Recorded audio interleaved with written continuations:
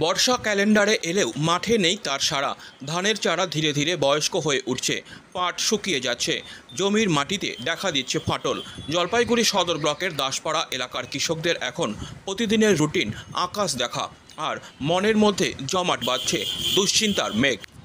স্থানীয় কৃষক দুলাল রায় কাঁধের ওপর চাষের দায়ভার নিয়ে বলেন, এই সময়টায় চারা না রোপণ করতে পারলে সারা বছরের ফসল উঠবে না। কিন্তু আকাশ যেন রুক্ষ হয়ে গেছে, এক ফোঁটা বৃষ্টিও নেই। আবহাওয়ার শুষ্কতা চাষের ক্ষেত্রে গভীর প্রভাব ফেলছে। জমির মাটি রুক্ষ ও শুকনো হয়ে যাওয়ায় রোপণযোগ্য অবস্থায় নেই। ধানের বীজতলায় চারা ঠিকই বেড়ে উঠছে, কিন্তু জমিতে বসানোর জায়গা নেই। অন্যদিকে যন্ত্রনির্ভর বা কৃত্রিম সেচ ব্যবস্থার খরচ এতটাই বেশি যে তা সামলাতে পারছেন না অধিকাংশ প্রান্তিক কৃষক। সমস্যা বৃষ্টির জন্য ধান বোনানো যাচ্ছে না, তার জন্য ভীষণ বয়স বাইরে যাচ্ছে। ওই জন্য টাক পারে জমি রেডি করে রাখতেছি।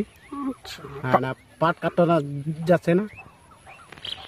যদি বৃষ্টি হয় তাহলে আপনাদের কি সুবিধা হবে? এখন বৃষ্টি হলে তো না বুনে দিব।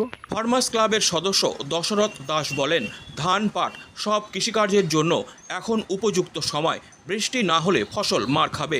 কিছু এলাকায় মোটেই বৃষ্টি হয়নি।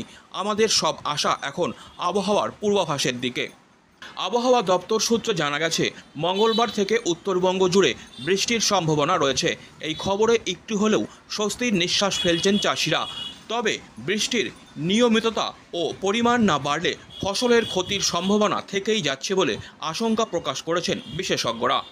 প্রকৃতি যেন কৃষকদের প্রতি নির্দয় হয়ে উঠেছে।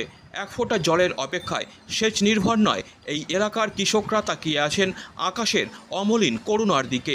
এখন সময় সরকারি সহযোগিতা, দ্রুত সেচ ব্যবস্থা ও কৃষকদের পাশে দাঁড়ানোর।